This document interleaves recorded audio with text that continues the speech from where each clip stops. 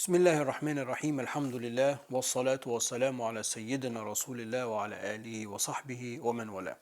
Inshallah, in today's class, we are going to continue our discussion on the rules of ilhaq, the rules of connecting something with using the ratio legis. We took the first two, sort of just pro forma. I'll repeat the first two in the lecture, but we're going to start with number three. So we'll do 3, 4, 5, and 6. And then after that, we're going to look at the 5 things that are not necessary in the illah, not necessary in the ratio legis. And then after that, things are going to get very interesting. It's a little bit complicated, but inshallah, we ask Allah Ta'ala to give us tawfiq. We're basically going to talk about the argument between an affirming school and opposing schools. So school A and school B. And this is just a generic situation. There will be a couple of examples between us, meaning the Shafi'is and the Hanafis, but mainly it's just a theoretical discussion about, obviously, the whole thing that we're talking about with the illah. There are going to be differences of opinion. There's going to be differences of opinion of what the illah is for a specific ruling, and this is further aided by the fact that one ruling can have multiple illal, and one illah can permeate more than one ruling. So because of that, there are going to be differences. So what constitutes a valid difference of opinion versus what constitutes not a valid difference of opinion? And then when somebody opposes you, that doesn't mean that you just have to agree to that opposition, that you can respond. So we're going to look at how you basically can criticize somebody's ijtihad through arguing that their illah is incorrect, and then how that school can respond to that.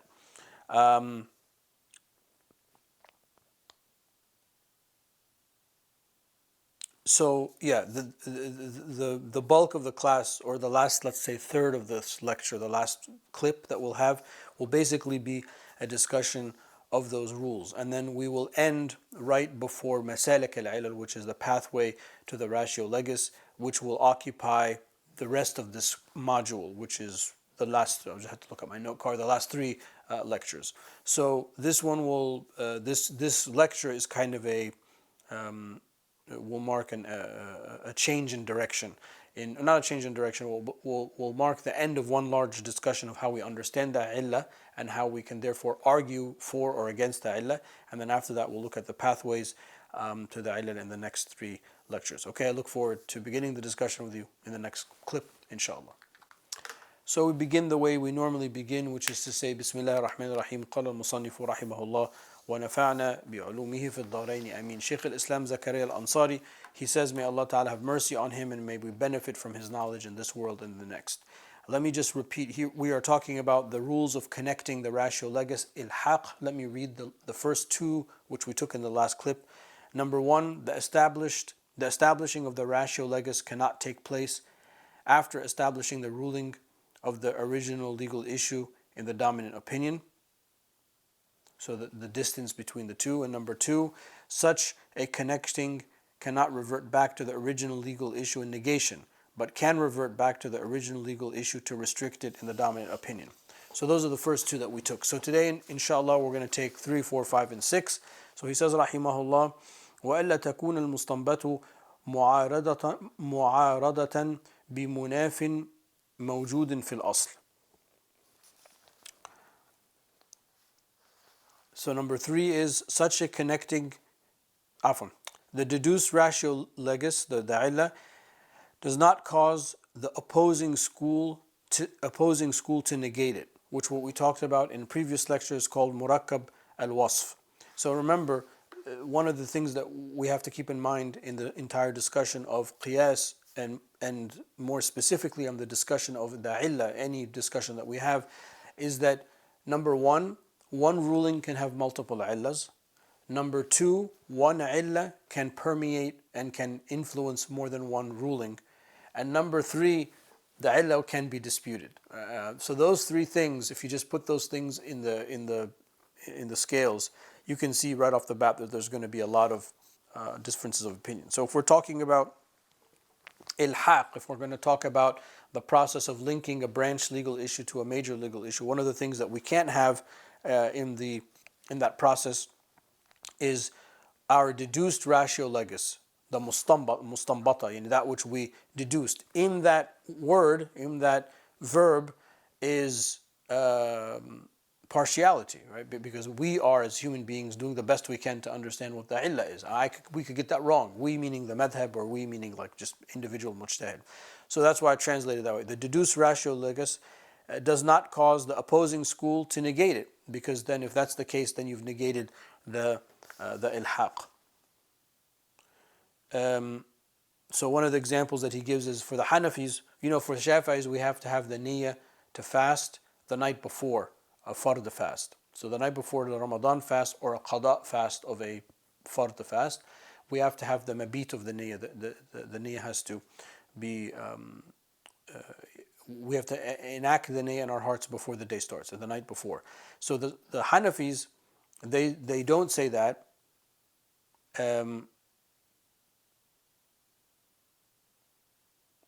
Because they do ilhaq, saying that, well, it's just like any other fast, so you can do it. Well, I'm just read the Arabic. I can't read the Arabic and speak in English at the same time. They negate the obligatoriness of having the night before intention in Ramadan, and they say it's just like the nafil prayer. It's just like the nafil prayer. That's qiyas.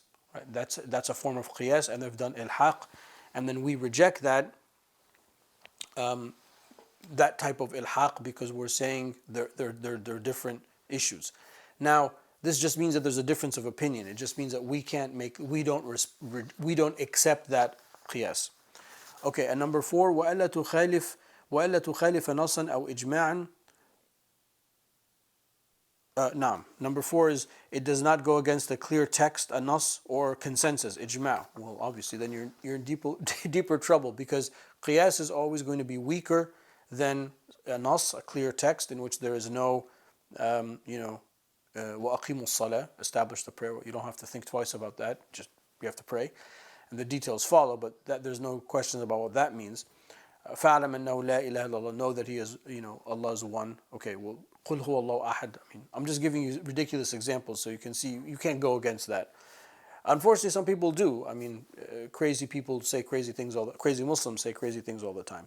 But it can't go against a clear text or a consensus, ijma'. Remember, we talked about ijma' before this to establish its hujjiyah, to establish its proofness or proof powerness, which is not the best translation, but I think you understand what I mean by this point.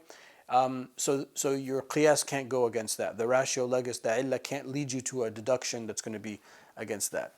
And then number 5, ولا تتضمن المستنبط زيادة عليه منافية مقتضاه. The derived ratio legis cannot add to the clear text, the nas or consensus, ijma', such that it negates the ruling. It's kind of like the one before it, but the ratio legis can in a way violate the nas and the ijma' because those things are binding. And then number 6, وَأَن تَتَعَيَّنَ. It has to be specific. And that's really, really important, because you can't like wing it when it comes to ijtihad. You've heard me say this many times with Islamic law, Sharia, the fiqh, furu'a, and now usul al-fiqh is a very precise instrument, very precise science, more precise than people are used to. People in the sciences and people that are occupied by the Western paradigm, which is fine in certain aspects, they pride themselves on being detail-oriented. This is a level of detail that is really unparalleled, and it might escape the first glance because it's religion, and we think of religion as belief, and it's like this feelings and emotions and mysticism and all of these things that we don't know necessarily how to articulate. But nothing can be further from the truth. When you talk about Islamic law in both its principles, usul al-fiqh, which what we're talking about now, these are our first principles that create our thought paradigm, or the results of that way of thinking, which is the furu'a. It's extremely, extremely detail-oriented. So one of the things is that the illah has to be specific. You got to give me a specific reason behind this law so that I can chase it and follow it through all of its manifestations. Or if you don't, then it's not the illah. That's the key. The key is, if it's not, then it's not the illah.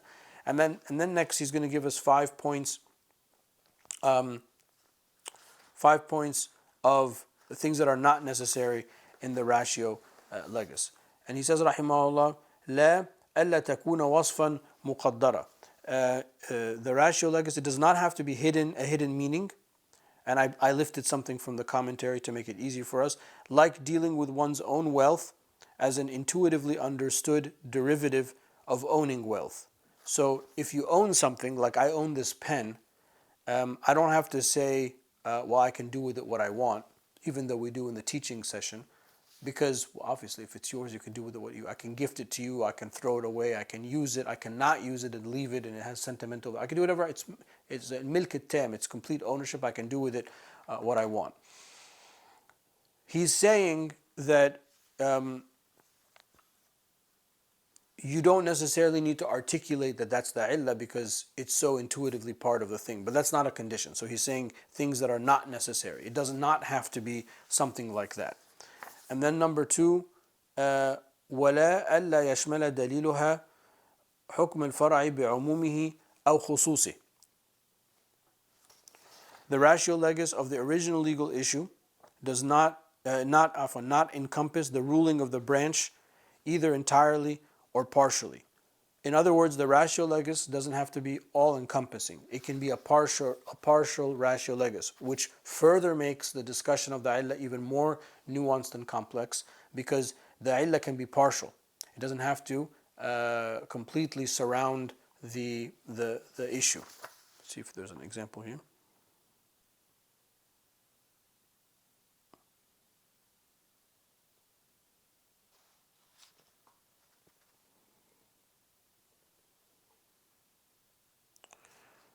Okay, and then number three, ولا القطع في المستنبط بحكم الأصل. The ratio legis does not have to be absolute. Just make a little correction here. The ratio legis does not have to be absolute. In other words, it doesn't have to be like something from the Quran or a mutawatir hadith. Or ijma'. It can be something different. It can be less than that, which is why surrounding the qiyas is a dhann, is partiality. It's not always going to be absolute, which is a good thing, because then that means that we have differences of opinion that shows us flexibility. So when I say that, I don't want you to take it as something weak. No, it's not weak. We're just saying that if it's certain, if it's absolute, then we're locked in that belief. We'll pick up the discussion in the next clip, inshallah. Okay, so we did number three. Now let's do number four.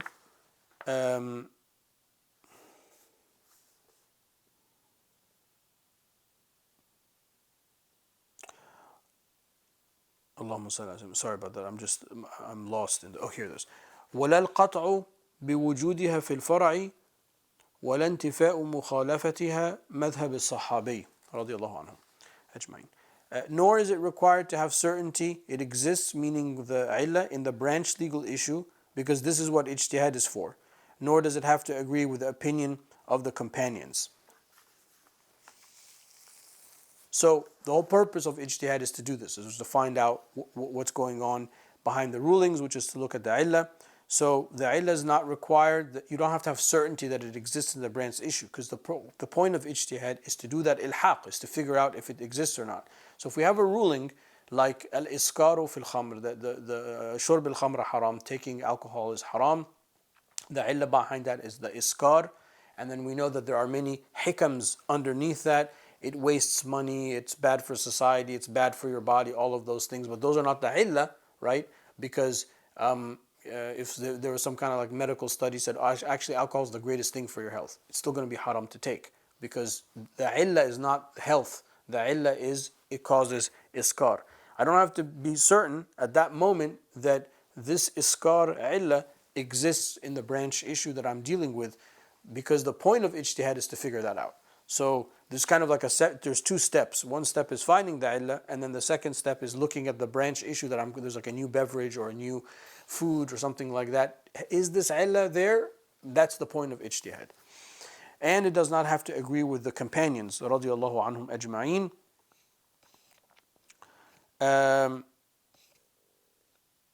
Because we said that madhab al-sahabi laysa bihujjah, that the madhab of the sahabi is not a proof in and of itself.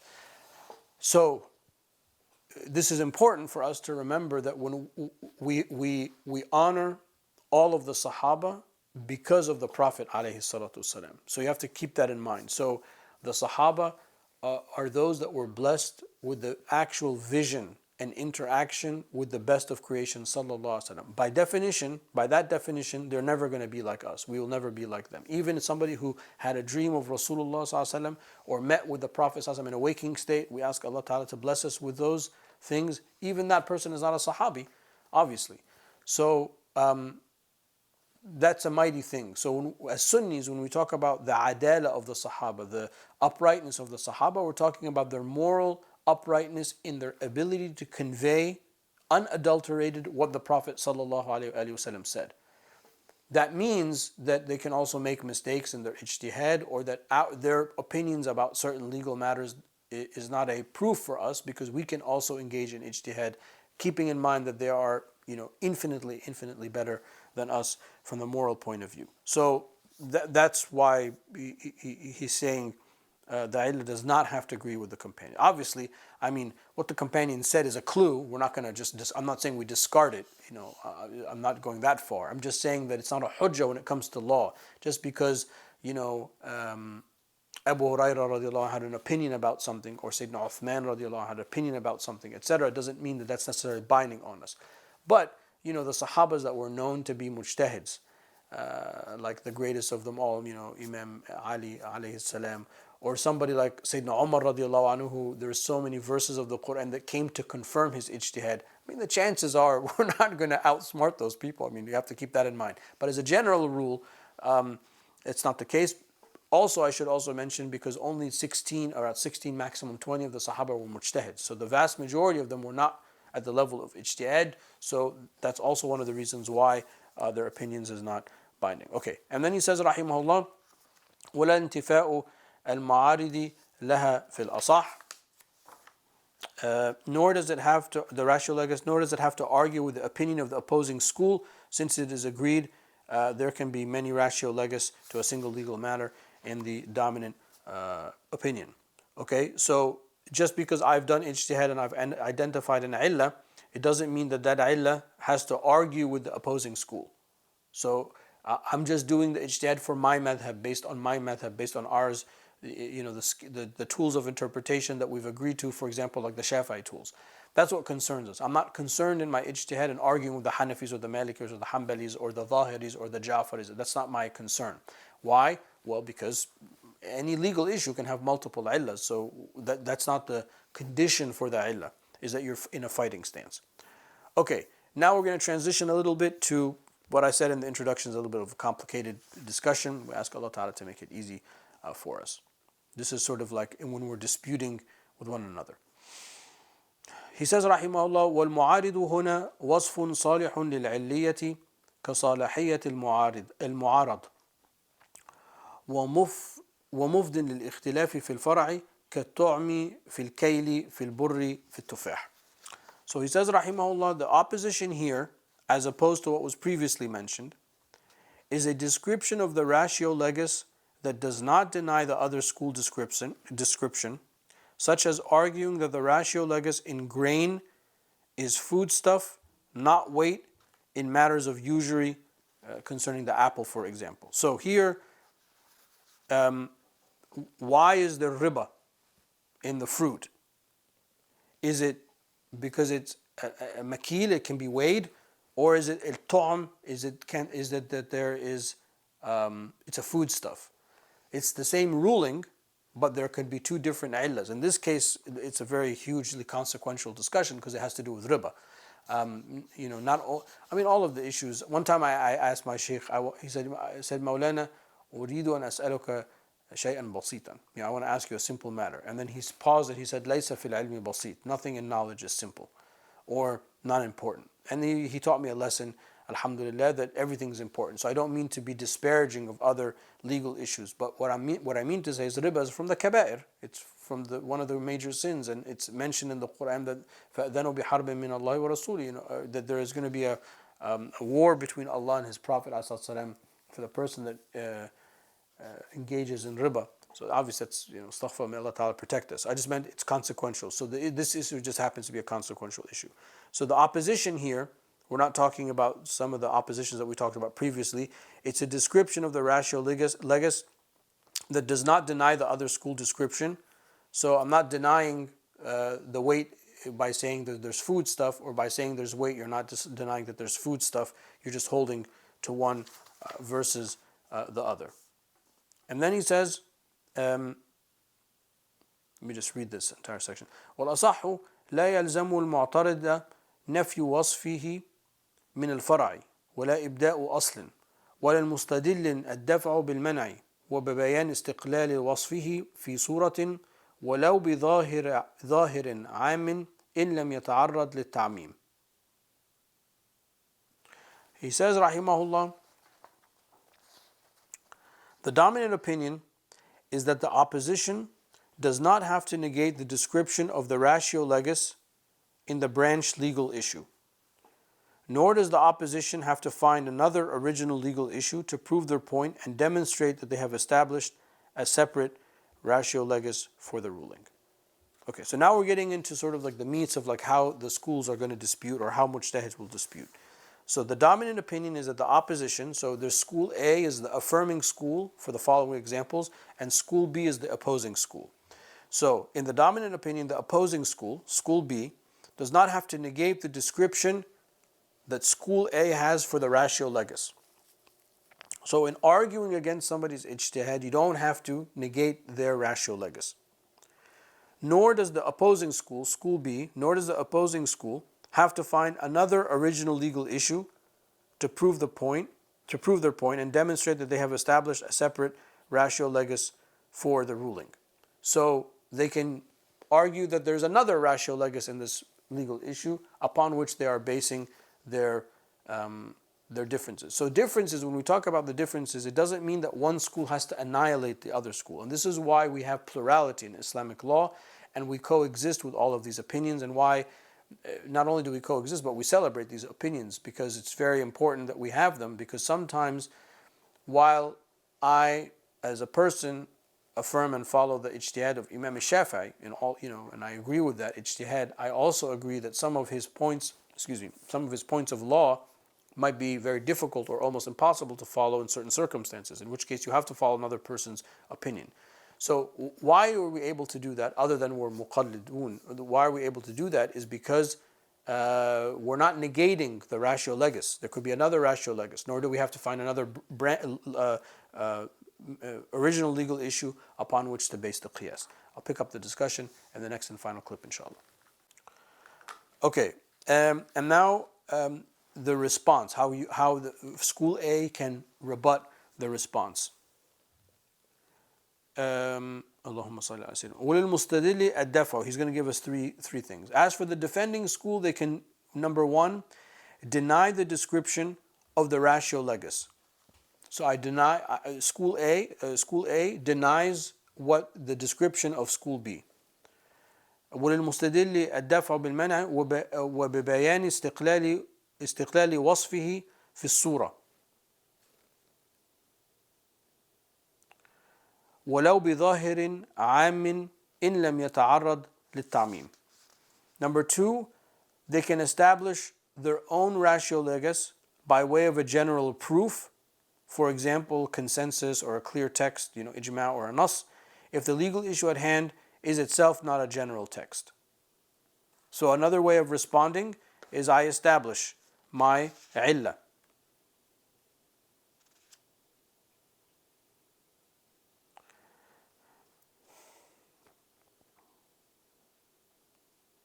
By way of a general proof. The general proofs of the Sharia are what we talked about, usul al-fiqh. That's one of the definitions of usul al-fiqh. So ijma' or a nas. So basically this one is to double down on your opinion and to articulate it. And then number three, وَبِالْمُطَالَبَةِ بِالتَّأْثِيرِ أَوْ الشَّبَهِ إِنْ لَمْ يَكُنْ صَبْرًا. Or by asking the opposing school why their chosen ratio legis has effect or similar in the branch issue, but not if the opposing proof is sabr. Sabr with a sin, not sabr with a sabr with a sin is going to come later, which is through following, which is one of the masalik of the illah. It's like basically to look into the catalog of something and to follow up and see if you find it. In which case, this is a limited ratio legis. Afwan. Let me just read it again. Number 3, by asking the opposing school, so the affirming school can ask the opposing school why their chosen ratio legis has effect or similar in the branch issue, but not if their opposition, if school B is based on following sabr, which we'll take in the next lecture, which is it in the next lecture? It will be in the next lecture, inshallah.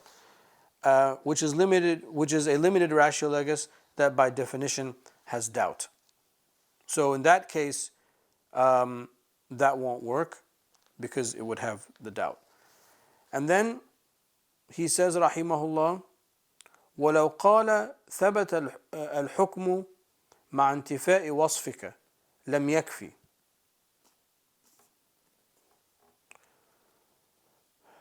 وَإِنْ وُجِدَ مَعَهُ وَصْفُهُ.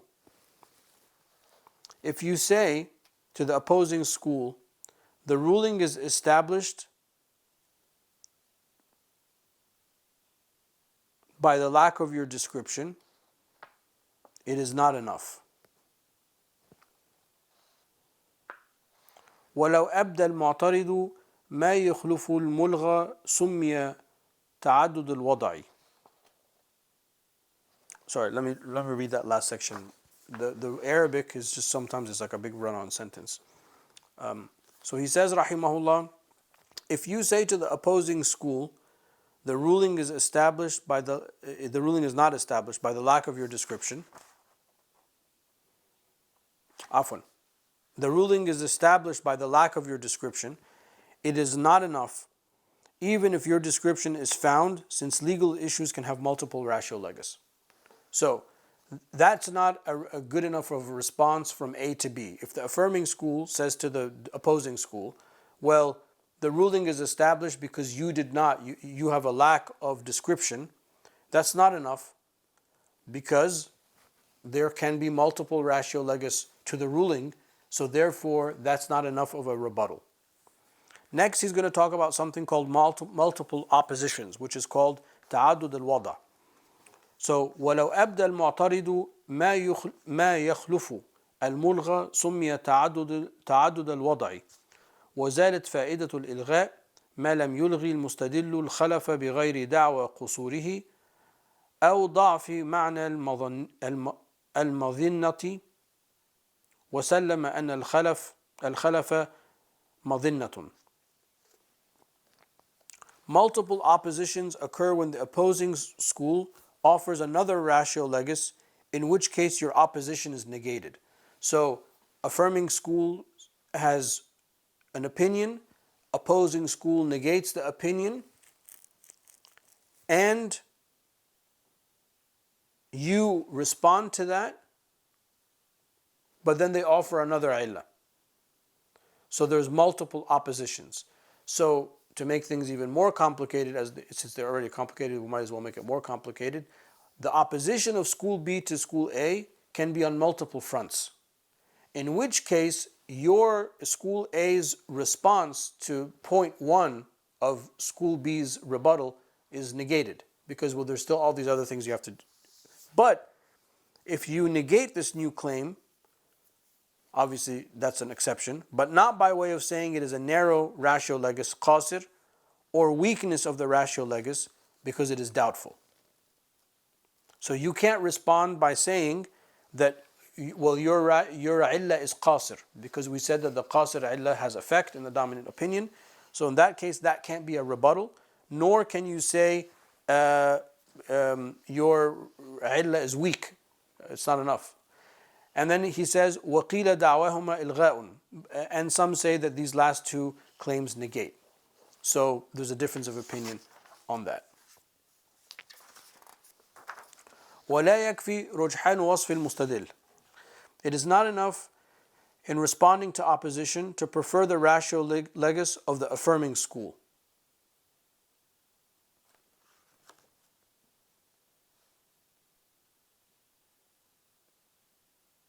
because there can be multiple illas, so that's not enough of a response.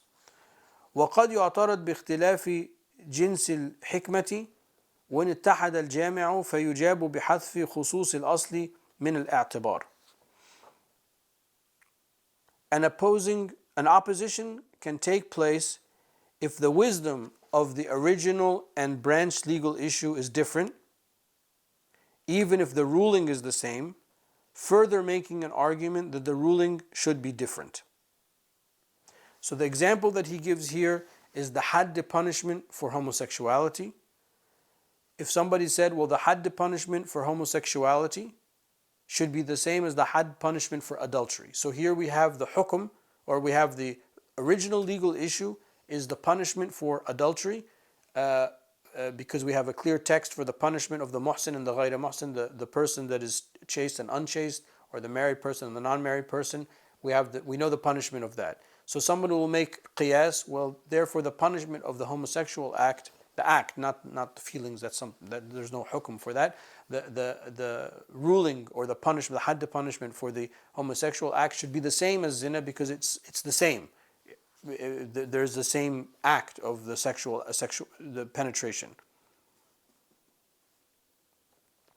So, an opposition can be made if the wisdom for the original and the branch legal issues is different, even if the ruling is the same. So here, the ruling is going to be the same, but the illah is different. That one illah is the homosexual sexual act, the other illah is adultery.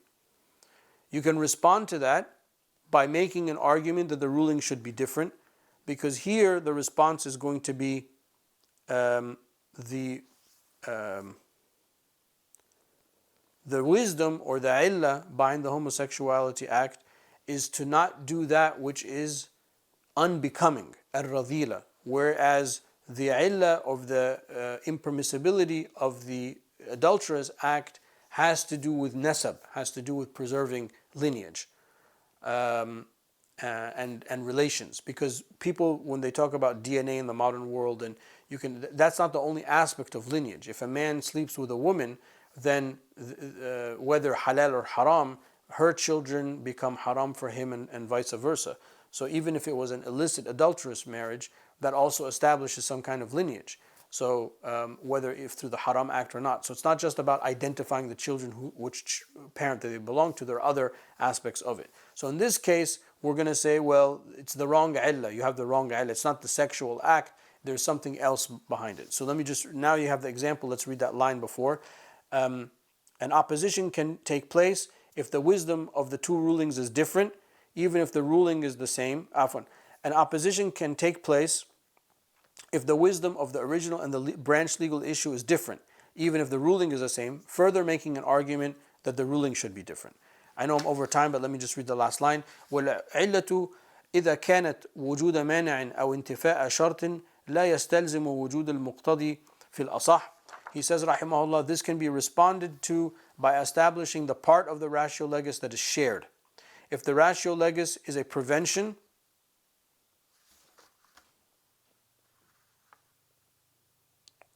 the last line belongs to the previous thought. So let me read that one more time. An opposition can take place if the wisdom of the original and branch legal issue is different, even if the ruling is the same, further making an argument that the ruling should be different. Now this, what we just said about the homosexuality and the adultery, this can be responded to by establishing the part of the ratio legis that is shared. So there can be a shared illah between the two rulings. And then he says, if the ratio legis is a prevention or the absence of a condition, it is not necessarily to establish the ratio legis calling for actions in the dominant position. So a prevention, we said, is like menstruation is a prevention from praying, or the absence of a condition is a child is too young, not old enough. In both cases, they're not going to pray. It is not necessary to establish an illah calling for the action because we've negated it to start out with.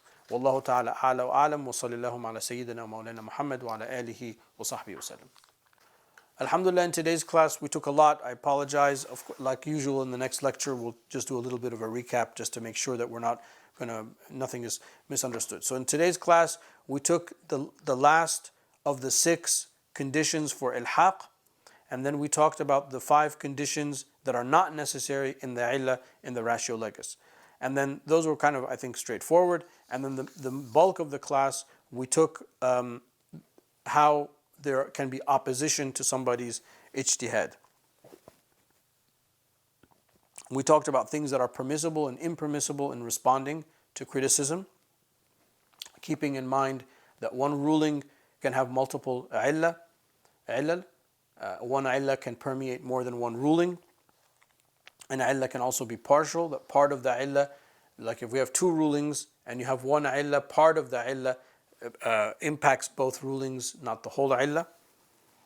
It's what we call illah al-qasira, a limited illah.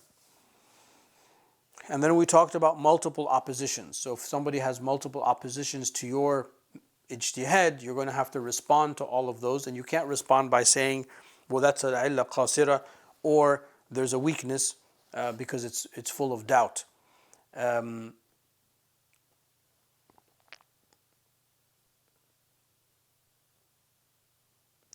then in the last part of the lecture, we talked about how an opposition can take place if the wisdom or the illah of the original and the branch legal issue is different, but the ruling is the same. We can also make an argument that therefore the ruling has to be separate. So just because there's one illah, or we identify an illah that brings 2 things together, the original legal issue and the branch legal issue, it doesn't necessarily mean that it has to have the same ruling, is what he's saying, because there can be another illah or a partial illah. Of course, this can be responded to by establishing the part of the illah, the ratio legis, that is shared.